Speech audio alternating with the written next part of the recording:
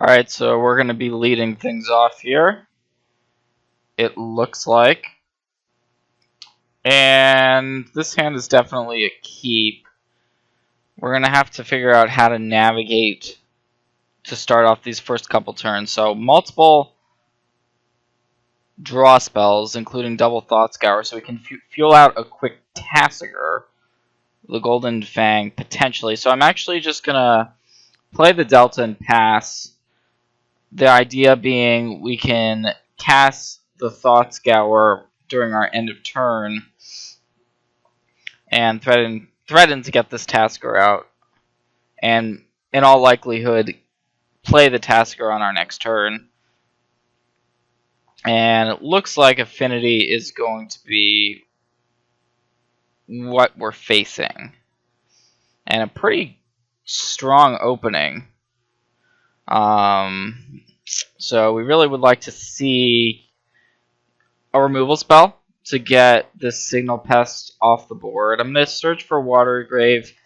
The first couple turns, normally we do have to shock ourselves.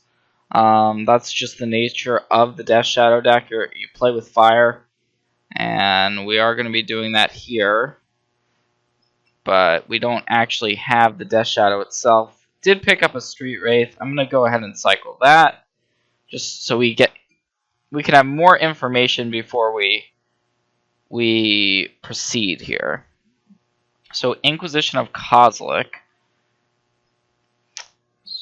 We could go ahead and Inquisition our opponent and then follow that up with Tasker. Now we are going to be taking 2 or potentially 4 damage if our opponent activates the Nexus, but we also want to take away cards like Arcbound Ravager, Cranial Plating. We want to operate with perfect information, so I like the Inquisition here. And we see Galvanic Blast as well as Etch Champion. No red source, notably. I'm going to take the Etch Champion. Not only is that the more problematic card of the two, but we also have the Stubborn Denial for the Galvanic Blast, so potentially we can use that to our advantage. Now we've got another close spot where we want to get a red source, but we also want double blue. So if we get the Watery Grave, we can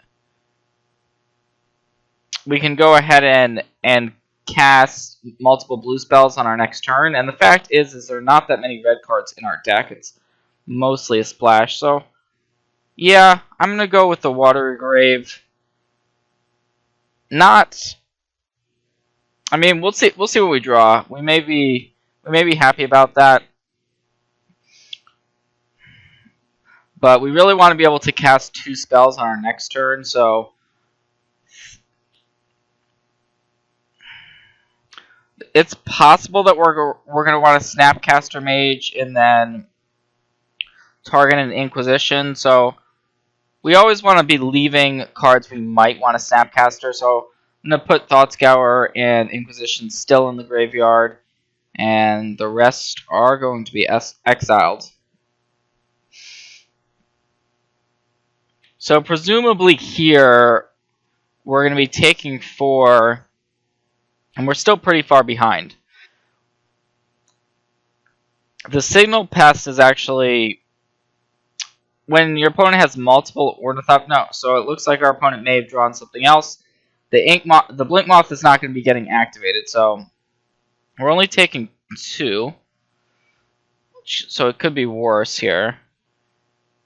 And the reason why our opponent didn't attack with the Nexus is because an Arcbound Ravager appeared on top of our opponent's library there. So we really are in a rough spot. I'm going to go ahead and cast the Serum Visions and try to dig a little bit.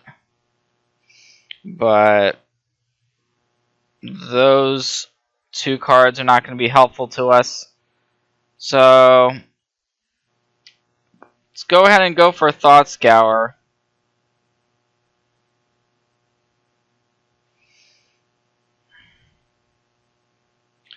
And we mostly just bricked off, so we're close to dead on board, or we might even just be dead on board. with the Arcbound Ravager here. So we're taking 4 in the air for sure. And if our opponent does attack with everything, haven't really done the math, but if we're not dead on this attack, we're very close to dead. So I could throw a block on the Ravager. Yeah, I guess we just have to block the Ravager. And we are going to be taking... So our opponent can sack Signal Pest, make the Ravager a 3/3, sack it to itself. We're taking... I believe we can potentially go to 1 if the math is in our favor. Our opponent doesn't really want to sack a bunch of creatures to the Arcbound Ravager, so perhaps they would have just been better off attacking us for 4 in the air, but either way, not a good spot. But looks like we have successfully eaten the Arcbound Ravager, so say we are able to draw a card like Mulligan's Command here. Maybe we could get back into it. Never mind. I take back everything. There's the Mox Opal. So that's the red source for the Galblast. And pretty much it's a perfect draw from the Affinity deck. While our draw was pretty lackluster, we're going to have some good options in terms of sideboarding here. So, Ceremonious Rejection, okay. Colorless spells, or there's tons of colorless spells, of course. We're playing as Affinity, so clearly we're going to be boarding in Ceremonious Rejection. Just basically a straight upgrade to Stubborn Denial, so let's take those out. Mulligan's Command, and anything that says destroy an artifact, easy inclusion against Affinity. And also, these types of sweeper in dealing damage to 1 toughness creatures. So we've got Staticaster and Liliana. Those are great answers to cards like Signal Pest. So we want those. And then Kozilek's Return as a Wrath effect of sorts. So then we have to think about sideboarding. Discard traditionally against Affinity, a lot of the time they're living off of the top of their deck. So I'm going to actually just take out these Thoughtseizes completely. And then think we can maybe leave in 2 copies of Inquisition. We don't really need Collective Brutality in this matchup. We should have enough removal after sideboard.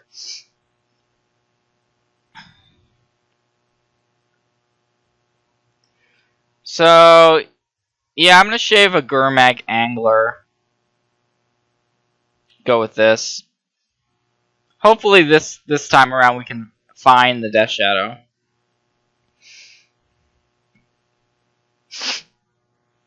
So we're on the play once again, of course, having lost that last game.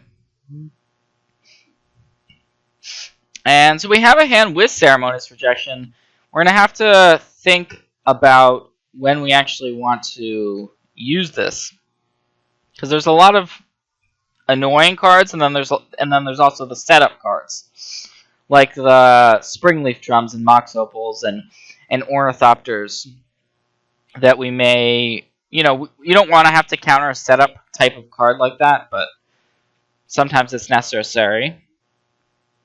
I'm going to cycle Street Wraith just in case we maybe cycle into an Inquisition or a Serum Visions. We might just want to cast that here, so I like just going for the cycling there. And we found another Ceremonious Rejection, so we can use this one. We can use we can use them pretty aggressively if we want to. So let's just see how to proceed. Now, unfortunately, no real threat in this hand. And that's a problem. But we shouldn't get run over in quite the same fashion that we did in the first game. If we lose this game, it's likely going to be due to flooding out. We already have 4 lands. And like I said, this is kind of a setup card here. It's Springleaf Drum. I'm going to let it resolve. We don't really have a ton of information. I'm going to let the Memnite through as well. And now our opponent's tapping, making a white mana. Here's a Vault Scourge. So that is pretty annoying here. Of course, this one is not actually a colorless spell, so we're going to let that through. We can Fatal Push it. And I think it's good enough that we should just Fatal Push it right now. And dealing ourselves some damage, yeah, it could actually be helpful, depending on whether or not we draw Death Shadow or not. So let's take this Vault Scourge out. And there's another Street Wraith, a little bit Street Wraith flooded. Very rarely we're hard casting the Street Wraith, and so here's a Liliana, the Last Hope. So that is going to position us quite nicely in terms of taking out the Memnite. I'm going to play the Steam Vents. I don't think we're going to want to use both Ceremonious Rejections this turn, but you know, it's possible. But I like holding on to this Bloodstained Mire. So, alright. If our opponent plays something like a Steel Overseer, like a Etch Champion, like an Arcbound Ravager, like a Cranial Plating, those are all types of cards. Although Steel Overseer, I guess, it's not the end of the world for us, but just because we have the Liliana, but Cranial Plating quickly is going to meet with Ceremonious Rejection. And if we're able to simply untap and play Liliana, the Last Hope, I think I like our spot. And especially now that we know what our opponent's last card is, just a Springleaf Drum. So we're happy that we didn't counter any of these mana artifacts. So unless our opponent top decks something like a Galvanic Blast or Plating, the Liliana is going to be in play next turn, so we can potentially then minus it and get some value just by bringing back a Street Wraith if we, you know, if that's how we want to proceed here.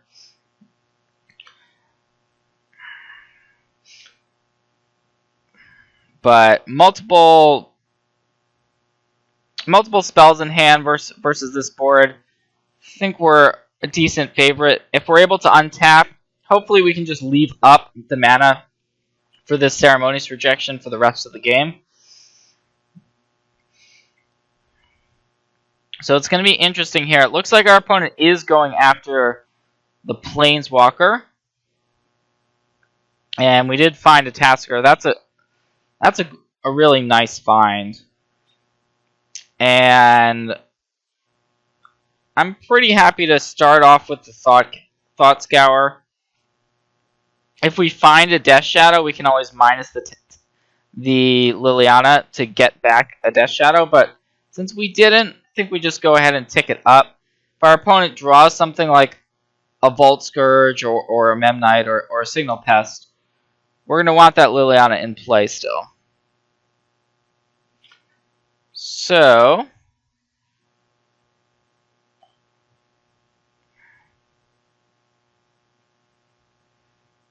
go ahead and get this Tasker onto the battlefield.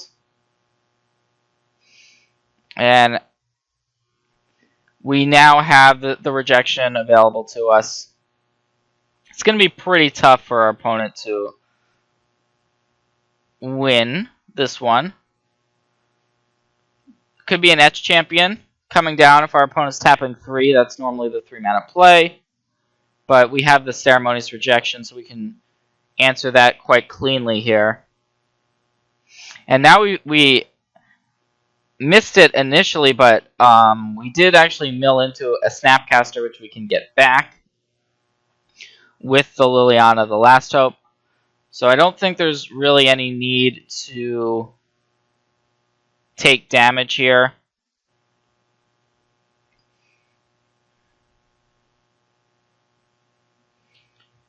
Sure, we might as well play this Thought Scour. And there is the Death Shadow, so everything is looking good. Tick down this Liliana, get back the Snapcaster. And we have a Fatal Push in the graveyard and the Ceremonious Rejection. So our opponent can try to potentially get in an attack on the Liliana or cast something, but don't see a way for our opponent to actually win anymore.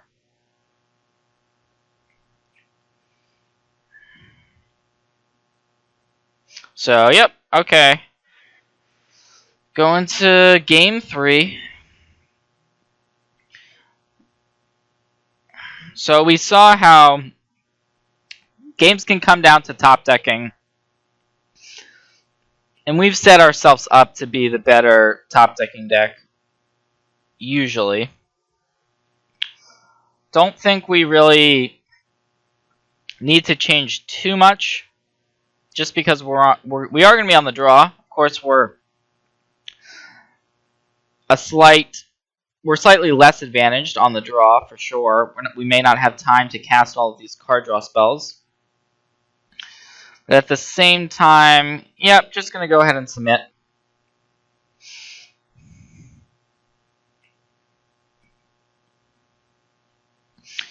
And the reason why I like the Inquisitions more than the Thoughtseize is the Affinity deck barely plays any spells with converted mana cost 3 or more. And clearly we have to ship this one back. So, lots of good cards, of course, but clear Mulligan. And wow, so this is one of those really tough hands where you look at it and you instantly want to ship. Okay, no lands, but you know, we are on the draw and we're not playing a deck with that many lands to begin with. We have a Street Wraith, which is a free cycle. We have a discard spell, which we can cast if we hit one land. Yes, granted Liliana, it's a little bit far away, but Thought Scour can enable the Tasker, and I actually think we have a Scry. I think this is a keep. Sure, we might go brick, and that would be sad, but I think we're already on 6, and keeping this no-lander, I believe it's correct, or else I wouldn't do it.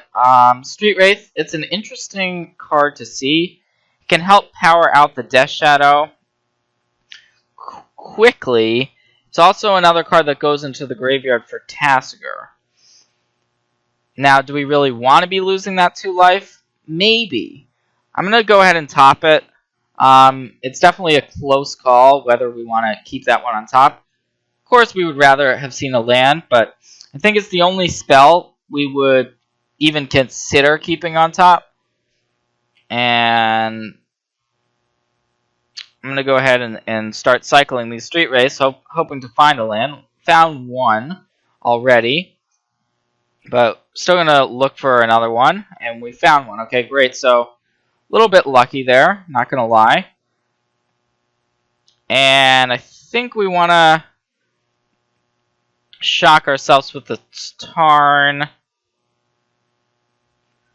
Thinking Blood Crypt this time.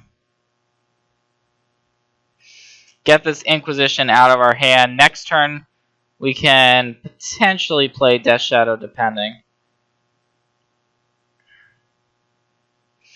Alright, so our opponent opted not to cast the Vault Scourge there. Cranial Plating stands out to me as the most annoying card. Ravager and the Vault Scourge we can deal with. Gallop Blast we have to be a little bit worried about for sure. I mean, there's multiple annoying cards there. It's not a Snap Plating, I don't think, but maybe it's Ravager, but I don't think so. Because say we tap out on our next turn for Thought Scour plus Tasker, we would be extremely vulnerable to our opponent just playing the plating at that point.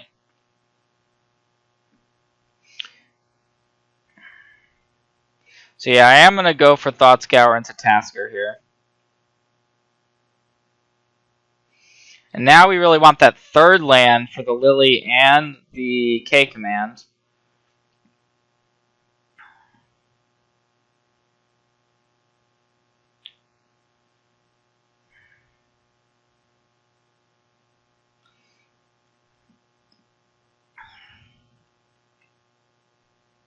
If we don't hit on our next turn, we're definitely not the favorite, but if we do, we have the K command, which if we're able to call against command, say get rid of the Ravager, kill something else, then untap, and play Liliana, that sounds pretty good.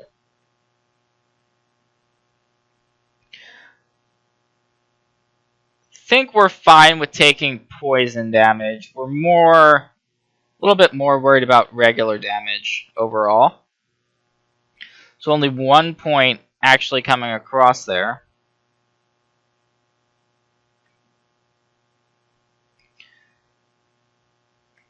Okay, so there's a land for us. Now the question is what to do with it, clearly. We know about the Galvanic Blast, so it's a pretty vulnerable situation. We can play Liliana here and munch on a Vault Scourge, but then our opponent is just going to sacrifice it to this Arcbound Ravager. So, okay, so we sack the Tarn and go to 9. I believe that just leaves us dead if we do that. We also have this K command, which we can use the other mode on the K command, the mode that often does not get used, and that's the discard a card mode. So we can make our opponent discard this Galvanic Blast. I think I like that line. We really don't want our opponent to be casting that. There is no basic mountain, so we're forced to go to 9 here, essentially. And this is going to be close. So we go to 9 here. We can destroy the Ravager and force our opponent to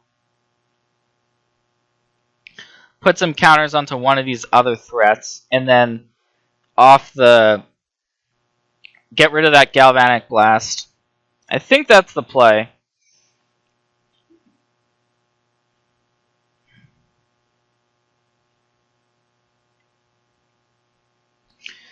Lots of options with this Grixis Death Shadow deck.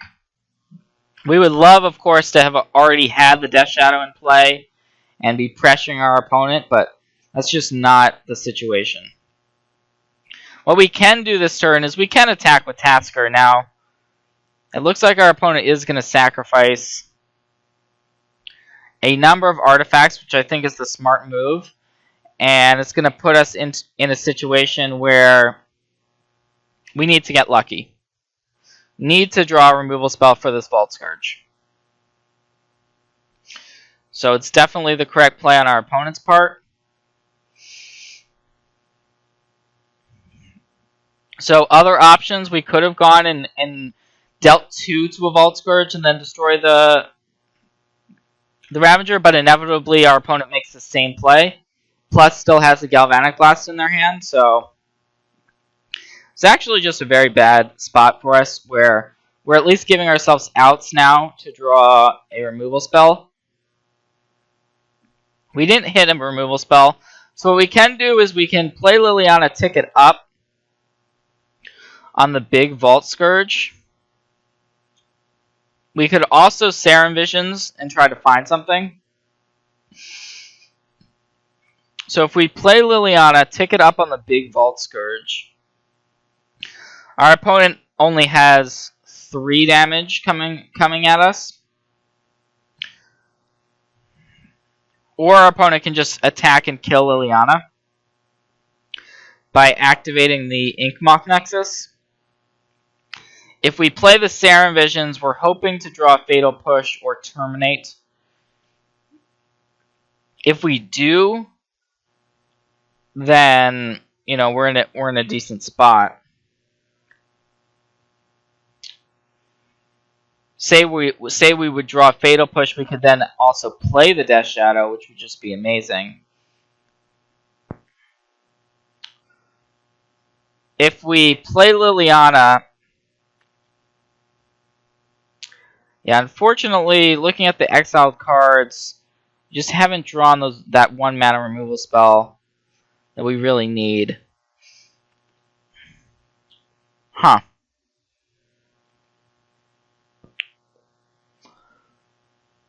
I mean, if we play Liliana, I think that the best play our opponent has is just attacking Lily. So we basically potentially bought ourselves another draw step. I guess I like this play. It's super close. This way, if Mulligan's command is on top of our deck, it's the correct line. So, all right.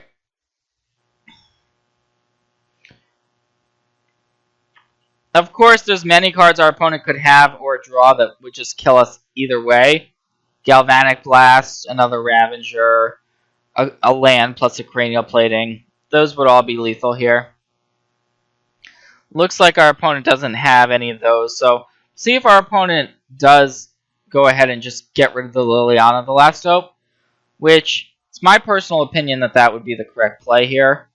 The poison still isn't particularly relevant, but it looks like our opponent is instead just going to bring us down to 1. That's a peculiar choice, because now if we do draw a Vault, if we draw an answer to this other Vault Scourge, we are in a great situation. And there's the Mulligan's command, which was essentially the exact card that made this Liliana line correct. So we can now plus Liliana to get rid of the smaller Vault Scourge. And we have this K command.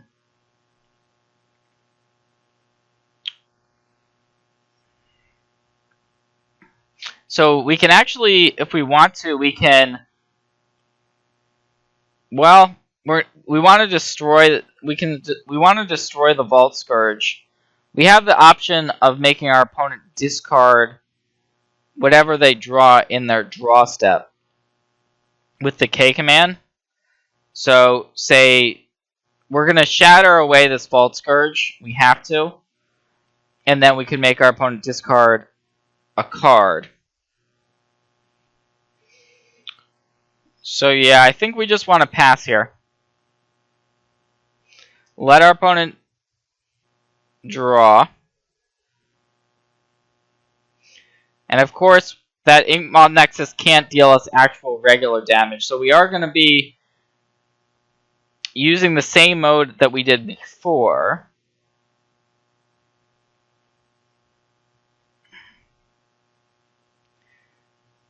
And this way, if our opponent drew something like a Ravager, like a Plating, but there it is. Affinity does that. They can draw the Galv Blast in these types of situations. Plenty of draws that would have killed us the last turn, and I think we took the correct line, but that's going to be the match.